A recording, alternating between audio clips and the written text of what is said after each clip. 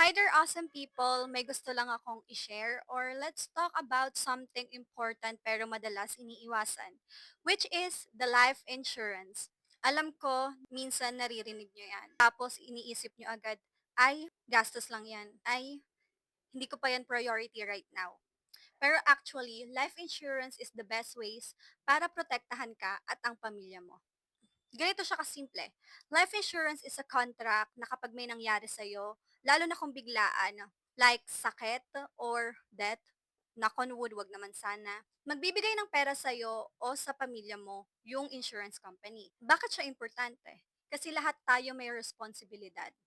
Bills, tuition, grocery, utang, at habang kumikita ka, kaya mo yan i-handle. Pero imagine this, biglang mawalan ng breadwinner.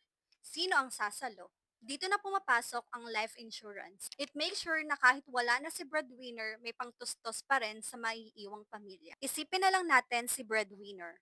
Kung wala siyang insurance at bigla siyang mawala or bigla siyang mag-high kay Lord, hindi lang sakit at pighati ang maiiwanan niya sa kanyang pamilya, kundi financial burden. Pero kung may life insurance siya, kahit papaano may financial support agad na darating. Ibig sabihin, tuloy pa rin ang pangarap ng maiiwanan niyang pamilya.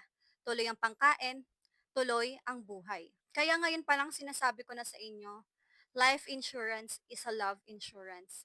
Hindi ito tungkol sa pera lang, kundi tungkol ito sa pagmamahal at paghahanda. Kasi ang tunay na pagmamahal ipinapakita hindi lang sa salita, kundi sa paghahanda para sa future ng pamilya. Kung curious ka kung paano makakakuha ng tamang plan para sa'yo at sa pamilya mo, i-message mo lang ako, pag-usapan natin yan.